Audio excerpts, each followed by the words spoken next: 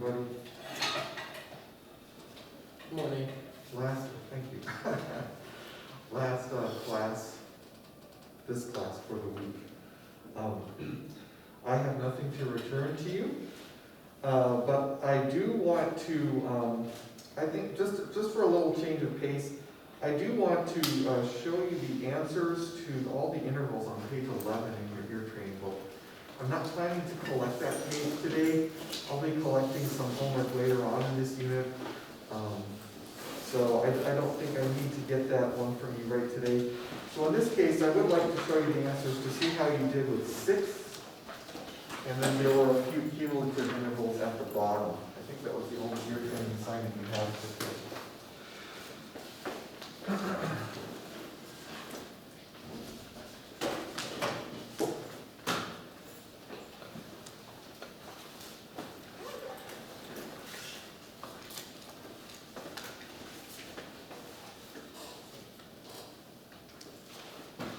Okay, so these are the first 15 on page 11, and the first 15 were all 6, just major or minor, your choice there.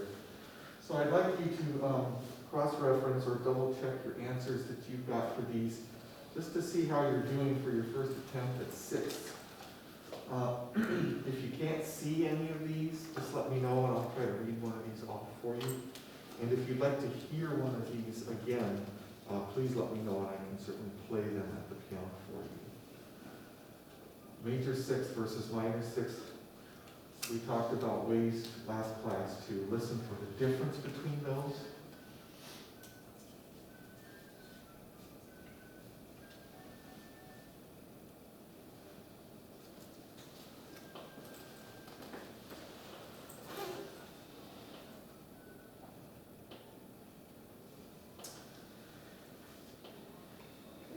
We get to the cumulative section at the bottom of the page. There were 10 intervals in the cumulative section, number 16 through 25, and I counted and it looks like 7 out of the 10 were still sixths. 7 out of the 10 were still sixths. So for instance, number 16 was not a sixth, that was a perfect fifth. Number 19 was a tritone.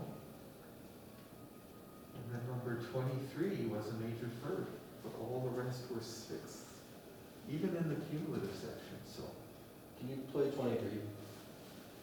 yes, 23.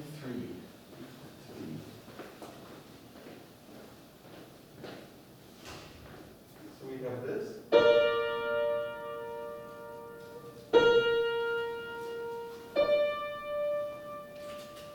Now, what happens if I inverted that? It would sound very similar. That's a 6. Yeah. That's a minor 6. That's what I put. But this is a major third. The notes are closer to each other.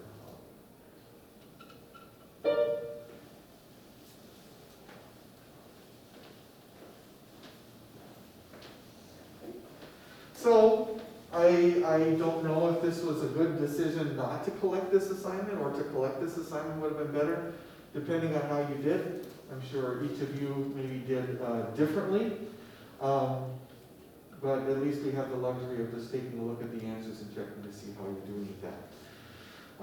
You know, with intervals, as with anything in this class, if you feel like you're struggling with a particular task, whether it's melodic dictation or hearing intervals or what have you, just let me know, and I'd be happy to set up a time to work with you individually in my office to, kind of solidify this information.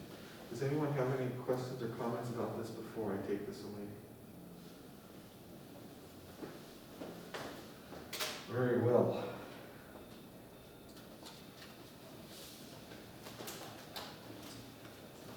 Here. Let's move into some sightseeing for today. In your sightseeing book, if you open up to page 29, page 29. As you know, we're in chapter 3 finally of this textbook. And you have, I think, 4 melodies to learn for today.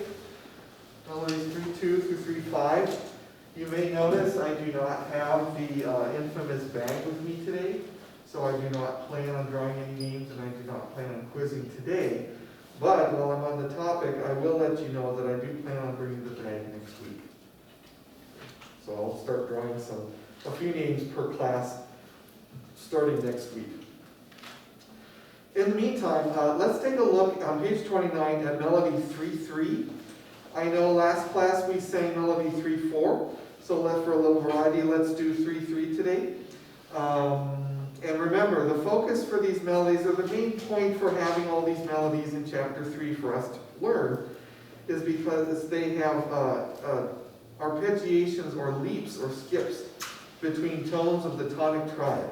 That is, between any combination of do, mi, or sol, or going up to do or down to do, any combination of those. So 3.3, I probably don't even need to ask you what key this is in because there is no key signature and it's very evident. But we'll start out by singing the C major scale.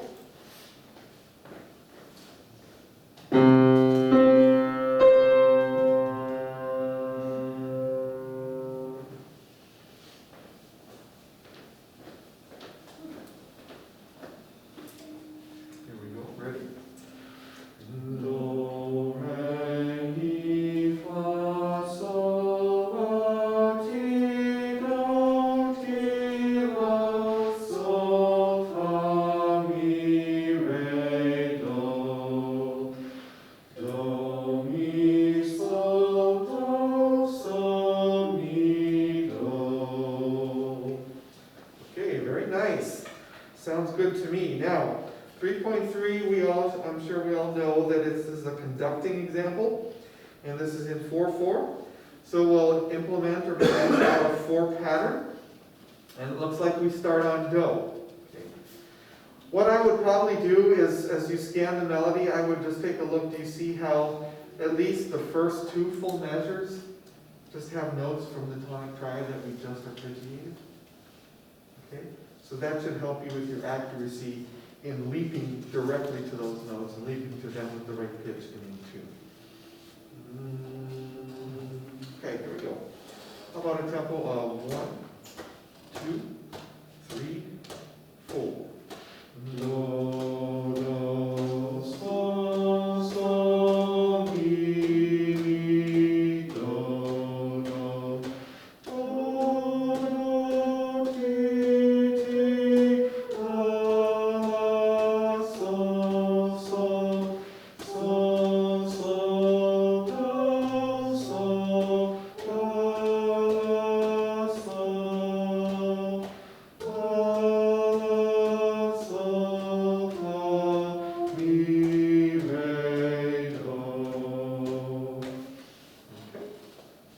At this point, it always comes down to, are you prepared to sing melodies like this by yourself for next week?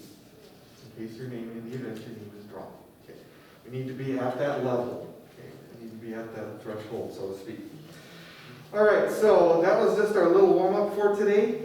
While we're in this book, let's go ahead and move on to take a look at one more melody that's assigned for our next class. And then I want to talk about something else that I can show you on Canvas. How about, can you turn the page to page 30? Yeah, page 30. Let's see here. For Tuesday, I want you to look at melodies 3.6 through 3.9. And well, I guess all these melodies, they're pretty standard, they're pretty ordinary, except for 3.7. For example, when you're practicing 3.7, or if I were to draw your name next week and ask you to sing 3.7, what's new in 3.7 that we haven't come across or seen before? Whatever's in the second measure with the 2 notes. Yeah, okay. Yeah, it's called, those really small notes, they're called grace notes. Mm-hmm. So we haven't come across a melody with grace notes, and there's a little asterisk on the top of 3.7, and it says a grace note is to be sung as quickly as possible. Well, for my purposes for this class, I say that you can completely ignore the grace notes. not have to sing the grace notes, you don't have to practice them, and they will not be counted as part of the melody. You can just completely skip them or ignore them. So for instance, if we sang 3.7, I would probably say sol, fa, mi, re. I wouldn't do sol, fa, mi, I wouldn't do anything with that grace note. So you can just skip those. In fact, I don't know that there are many other, there might be a few more somewhere in this text, but I don't remember seeing a lot of melodies throughout this text that even contain grace notes. There's just this one in chapter 3. So I did want to let you know that you do not need to sing those. Okay, so let's see, how about for singing one of these, let's go to melody 3. I don't feel we need to do that one. How about 3.6? 3.6, which is on the bottom of page 29. Let's read through this one. One thing that I've noticed about 3.6 that got me at first, if I can remember back that far initially, is that this is in A major by the way, I'm used to hearing melodies, if they start on sol, usually sol is a pickup note, or a pickup beat. And I usually, I'm used to singing sol, do, mi, re, something like that. But that is not how 3.6 is written. The first note is sol, but is sol on a pickup beat? No, it's right on the downbeat. So instead of the feeling of sol, do, mi, re, we have actually sol, do, mi, re. So it actually comes on the downbeat. It's just a little bit, it was unusual the first time I came across it, so I just wanted to bring that to your attention. All right, we're going to get A major in our minds.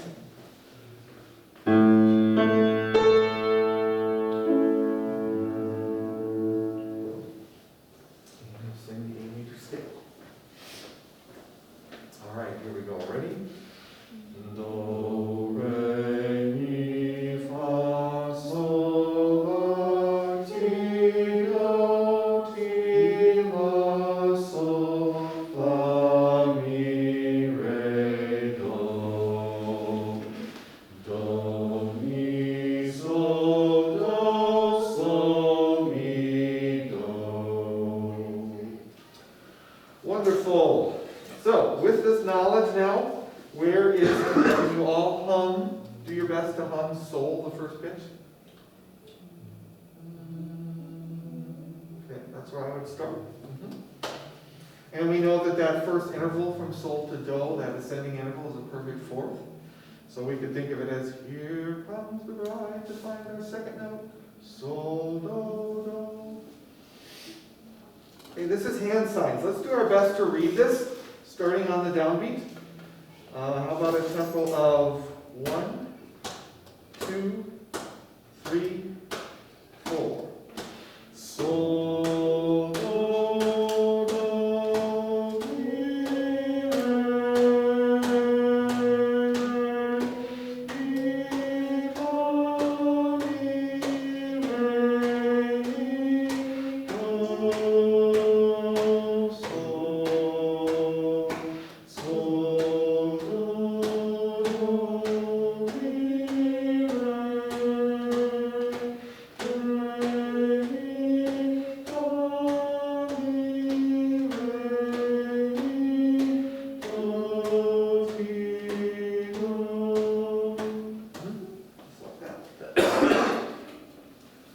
By the way, I don't know exact, I gotta have an idea of what stage you're at, but if the coordinating, like the tapping or the hand signing or the conducting, if that's still an issue, feel free when you practice to take something out still. Take away the conducting or the hand signing, or maybe just practice singing and tapping.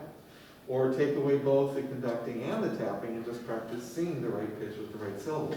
That's okay to do that throughout this semester. It does take a while to get adjusted and accustomed to what I'm asking you all to do in this class, okay? So just because I go through and I sight read everything in class with coordinating all the hands and the pitches and everything like that doesn't mean you necessarily have to when you practice on your own, okay? All right, I feel that the other ones that are assigned for next class should be just readable. There's nothing tricky about them. By the way, for Melody 3.8, since it is 3 lines long already, I would not require you to observe the repeat signs. There's actually repeat signs in the middle of the passage and at the very end of the melody. You can just ignore the repeat signs because it's long enough as it is. So I would never require you to sing all those parts twice. Okay, so now I need to go to Canvas so I can show you what I've added to the course on Canvas.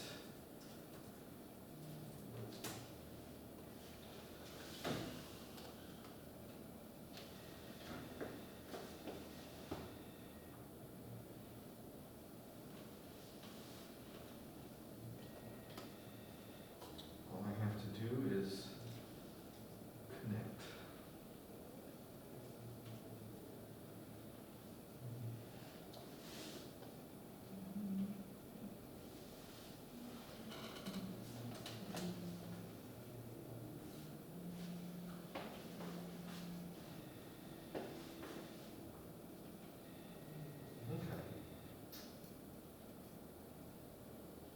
I want to draw this to your attention so that it's not a secret or anything like that. Just make it known and bring it out into the open. On the assignments page for this course, somewhere a little bit towards the bottom, under the heading Sightseeing Quizzes, I have added the third and the final rhythmic quiz for this class. This is the last one. So if you click on that, you should find all the information you need in there with the final rhythm that I have assigned to each of you to video record and send to me by a due date. And the due date I have selected for this final rhythm is listed up there. It says November 12th. November 12th. And I think if I look at my assignment sheet, November 12th turns out to be a Thursday. So, just to draw this to your attention, of course you don't have to address it or do anything with it right away. You do have until November 12th. And I'll try to remind you, I can't promise I'll remember, but I'll try to remind you as we get closer to November 12th about this. But again, this is going to be the last rhythmic quiz for the semester. And you can see, well maybe you can't, it's kind of small, but Libby, I've assigned to you rhythm 146. Caitlin's not here, 145. Glenn's not here, 143. Sammy, I've given you rhythm 139. Kelsey, 138. Lauren, 134. Becca, 133. Tyler, 135. And Megan, 132. And these are all rhythms, of course, found in chapter 1 of your textbook. And they all use a note duration other than the quarter note as the beat. So it's one of those, we looked at that, we've been looking at that recently. So a lot of those rhythms, for instance, they have the half note as the beat. And when the half note is the beat, you always tap the quarter note, because you always tap the division. But some of those rhythms up there use the eighth note as the beat. And so in that case, the division value is the 16th, and you would tap the 16th, and you would count everything accordingly. So if you have questions about your particular rhythm, please do let me know between now and November 12th. But I found that, so far this semester, I find that this video recording is working pretty well, that you're submitting this rhythm, and that way you don't necessarily have to do your rhythm in front of everyone in class. I don't know if that's a good thing or a bad thing, but that's just the way it is during this COVID semester. So yeah, just remember that is there. All the information is there in case you forget on Canvas in the assignments page. The other thing that I want to take care of that I may have neglected to do last class is when I gave you the final assignment sheet for this class, the final schedule for the last 4 or 5 weeks of the semester, I think I neglected to leave off at the bottom the date and the time of our final exam for this class. And I think the reason I did that is because, again, the final exam schedule didn't come out until the semester already started, after the semester started. And I had already planned all this out before the semester started, so the information didn't get in there. So if you'd like to write it down in your assignment sheet, you're welcome to. Otherwise, you can just write it in your notes somewhere else that you don't forget or lose this. But please put this in your calendar. I have that our final exam for this class is going to be Wednesday, and that's November 25th. And it's going to be early in the morning, 8 to 10 a.m. Now, because on Tuesdays and Thursdays in the music department, we don't necessarily follow the class schedule that all the other departments on campus follow. They follow a class schedule on Tuesdays, Thursdays at 8, I think, to 9:20, and then 9:30 to 11, and then 11 to whatever. But we don't necessarily do that here in the music department. We still do hour increments on Tuesday, Thursday mornings so that we can fit all our courses in. I don't know yet, I haven't looked, but, let's see, 9 o'clock. Does anyone have an 8 o'clock class right before this on Tuesday, Thursday? Oh, so maybe it won't affect you. Sometimes there can be a little bit of a final exam overlap or conflict between when one of your courses has the exam scheduled and another one, especially if your courses normally meet back to back on a Tuesday and Thursday morning. If that's not the case, which I'm hoping, and it doesn't seem like it is, then you will not have a conflict with this time for the final exam for this class. Okay? So put it in your calendar now, Wednesday, November 25th, 8 to 10 a.m. I don't make up the schedule for these final exams. And so, I mean, I would rather have your final exam probably on Monday of finals week, but, it's not up to me. So we have it on Wednesdays. The one thing I can say is at least you guys don't have to take your exam on Wednesday at like 3:30 in the afternoon.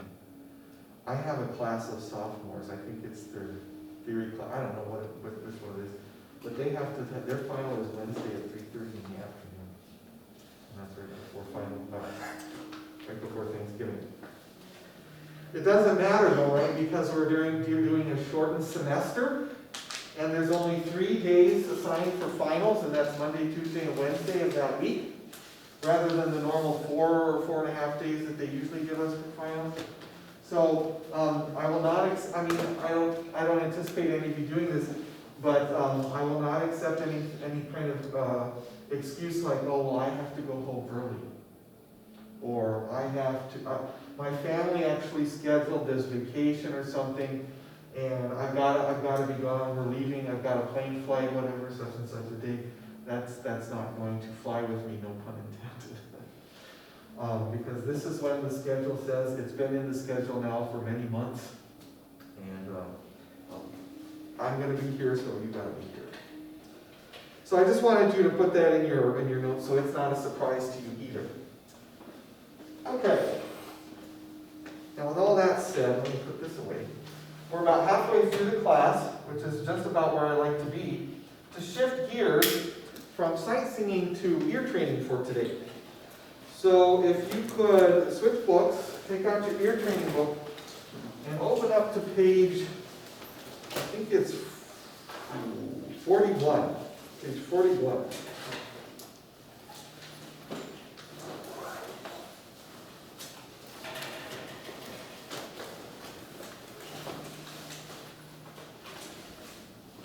By the way, when you're in, whether it's this class or whether you're taking theory with me or whether it's another music class or even not a music class, maybe it's a gen ed class.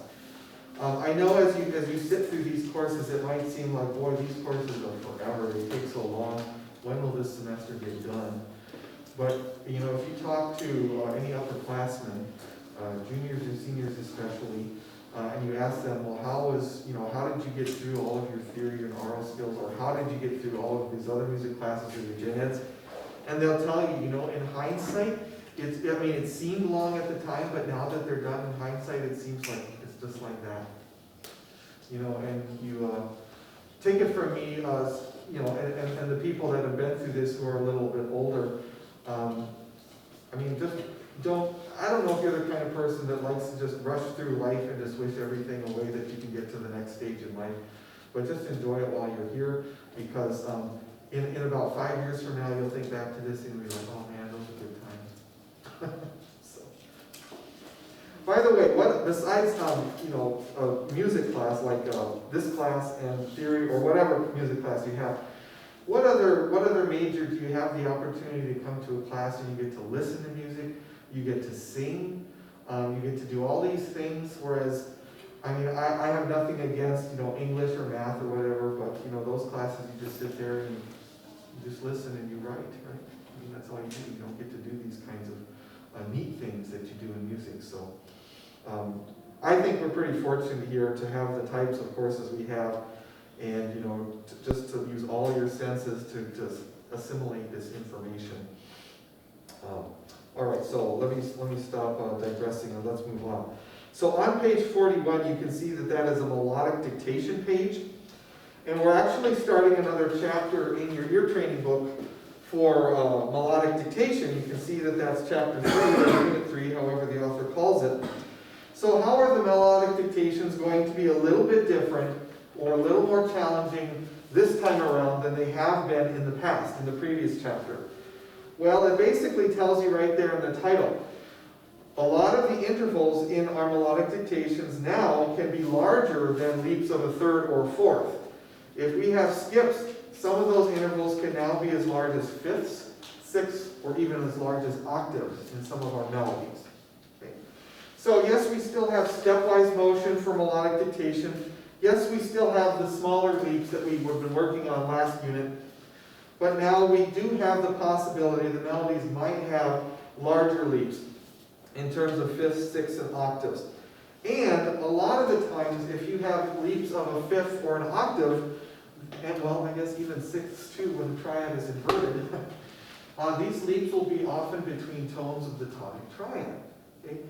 I don't know if you've caught on, but I mean, there is kind of a focus and a definite pattern during the first semester of aural skills where not only do we want you to be able to sing and hear these types of intervals between the tonic triad, but we're focusing on them at all levels. I mean, we also want you to be able to hear and write the intervals of the tonic triad. It's obviously a logical place to start. And then after we get a little more familiar with this, we'll go on and talk about intervals that belong to other chords, like the dominant chord, the subdominant chord, and others. But we really got to nail down and refine our thinking and our hearing and our listening of tones from the tonic triad. So, it's obvious that listening for arpeggiations to notes of the tonic triad is a big part of writing melodies down successfully in this chapter and from now until the end of the class. On page 41, I'd like to look at number 2 to go through as an example. And this is a melody that does contain several leaps between do, mi, and sol. And we're going to use this melody for practice here today. So what I'd like to do is, by the way, do they give you the first note, or do they give you a little more in number 2? Just the first note. Just the first note? Okay. So you can probably tell by the lack of key signature and the first note what major key is this melody going to be in. C. C major, that's right. Okay. So even with melodic dictation, I'm going to go to the piano, we're going to sing a C major scale, we're going to vocally arpeggiate the tonic triad, and then we're going to go through this one for practice. Yeah, I can go and erase this.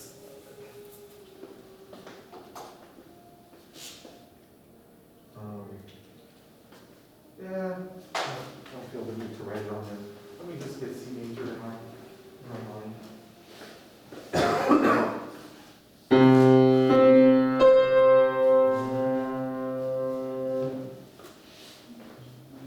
All right, let's do a scale one more time, and then we'll arpeggiate the tonic chord. Do, re, mi, fa, sol, la, ti, la, ti, la, sol, fa, mi, re, do. Do, mi, sol, mi, do. All right. Let's see if I should give you a hint with this, or maybe maybe just be silent. I think I'm just gonna be silent and let's go through this melody and see how you do, and then we'll talk about some of its features after we're done. So number 2, on page 41, you can see it's about 5 measures long.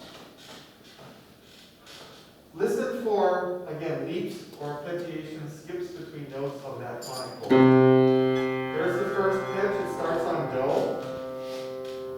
And, well, I don't know how many hearings I'd like. I wonder if 4 hearings might be sufficient for this one. Maybe let's plan on 4 hearings. Let's try this tempo. 1, 2, 3.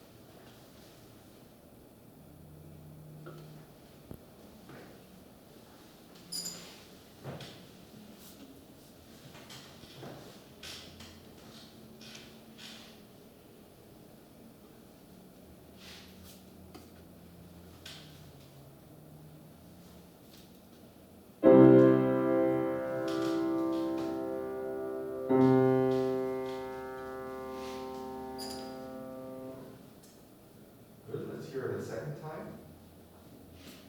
1, 2, 3.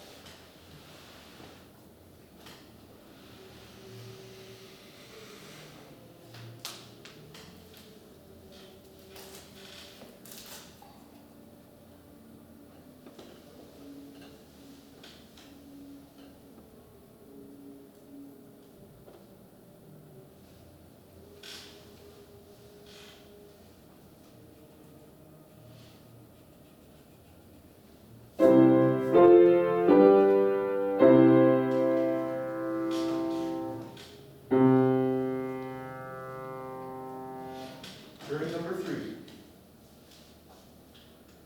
1, 2, 3.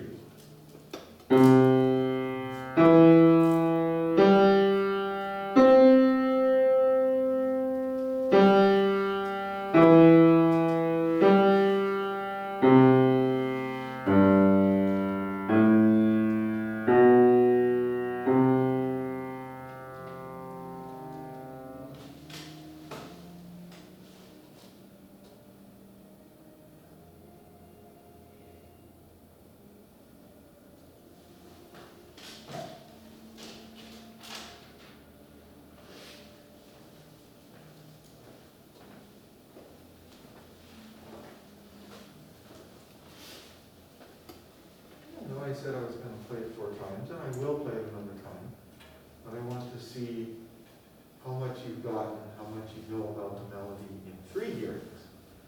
So for instance, if I asked you, what are the first 4 pitches? Because they belong together, could you tell me? Like syllable-wise, do you know what they are? Okay. Who can tell me? Do, mi, so, do. That's right. The first 4 pitches are do, mi, sol, do. What if I asked you, what is the lowest note in the whole melody? Does Does anyone have that information? What do you think? Sol, that's right. The lowest pitch is sol. And then if I asked you the converse, that is, what is the highest note in the melody? Does anyone have that information? That's right. The highest note is do.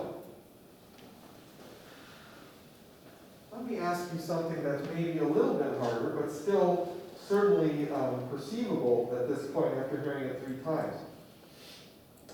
How many notes in the melody are not do, mi, or sol? 2. 2, that's right. And can you tell me what 2 of those are? Do you have that information? La and T. That's right, la and ti. Every other note in the melody is do, mi, or sol.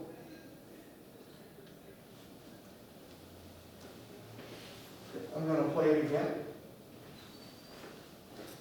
for the last time and see if any of you are not finished, that's fine. But see if you can fill in and complete pretty much everything with one more hearing. Okay, so here's our first pitch and the final listening. 1, 2, 3.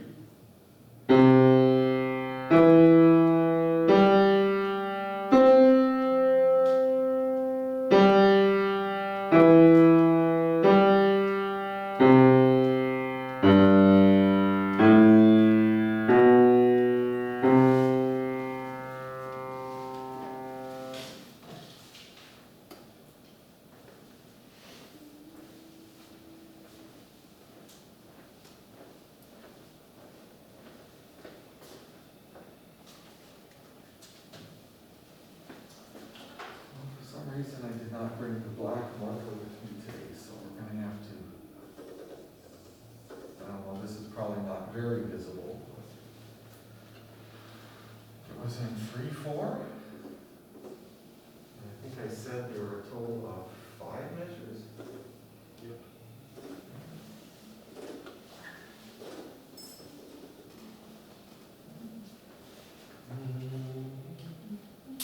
Now, one last thing, since we do have the time available, before I put the answer on the board, I would like to take what you have lodged up here, because you do have the melody, most of you have it now memorized, and I would like us to sing the melody all together, just first on a neutral syllable. I like to do this sometimes. Let's sing it on the syllable loo, L-O-O, or however you want to spell loo. Maybe spell it like your Uncle Lou, L-O-U, or something like that. And I'm going to conduct. You're welcome to conduct or hand sign, whatever you want to do. This is in 3, so let me get us started with the tempo. How about 1, 2, and sing. Loo, loo, loo, loo, loo, loo, loo, loo.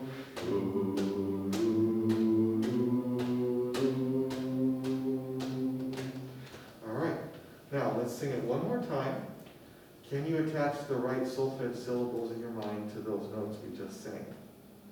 And even for more challenge, see if you have the whole melody written in front of you, that's great. But can you sing it without looking at your melody, without looking at your paper? Okay, all from memory if you can. One more time. 1, 2, 3.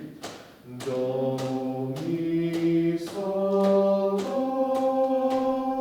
sol, mi, sol, do, sol, la, ti, do. Right? Notation? It's just a formality, right?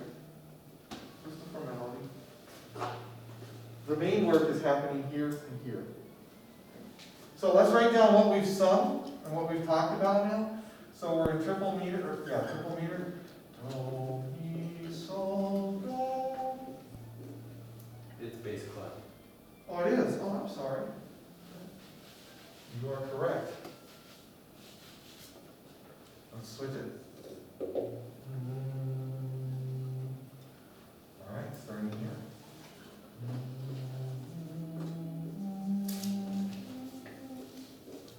All right, then we sang sol, mi, sol, do.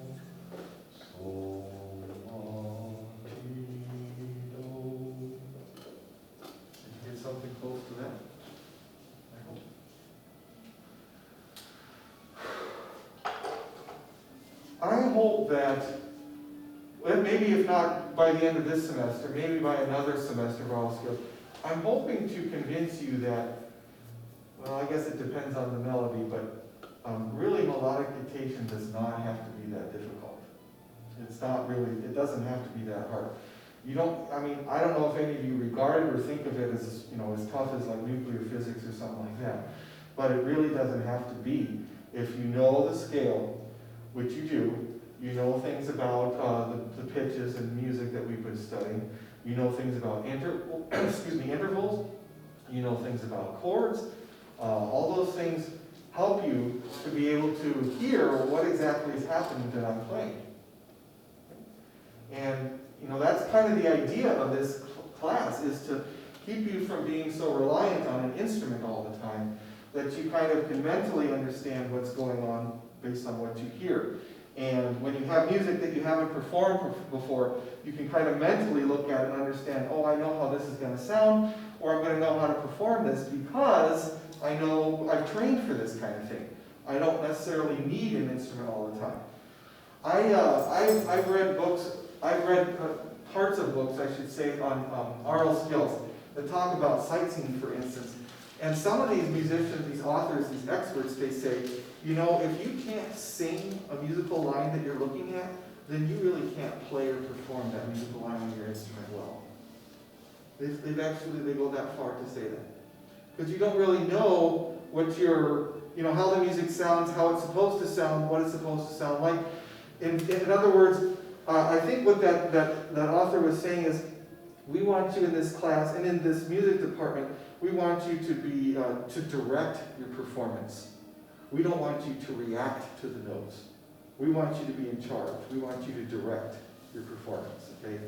And so I'm hoping, maybe if not by the end of this semester, but maybe another semester, somewhere through your career here, you can start to adopt that kind of mentality, that kind of approach to your music. Okay. So another thing that I was thinking about doing, although we don't have to because we've sung it many times and it's also written up here on the board, but I think maybe in the future, after we do a melodic dictation, if I have time, I may ask, before I put the answer on the board, I may ask one of you to, if anyone would like to volunteer, go to the piano and play what they have written. I think you guys would be fine with that. Maybe I won't necessarily do that right now. Okay, let's see. I know there are several of you here that play a woodwind instrument. And I know that the student recital today is all about the woodwind instruments. Is anyone in here playing for recital today? You are? Okay, terrific. You are? Great. I look forward to it. I mean, it's in my schedule. I plan to attend, so I look forward to that.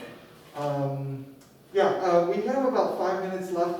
I did have on my notes, in case there was some extra time, I did have a little note recognition, but I'm going to leave this up to you. And just be honest. Show of hands, would anyone like to go through note recognition? Does anyone want to do more practice on that? And show of hands if you'd like to just leave 5 minutes early. Okay, that's fine with me if you guys are okay with that. All right, guys, thank you. Have a good rest of your day. And a lot of you, I'll see you tomorrow. Don't forget for the important theory test.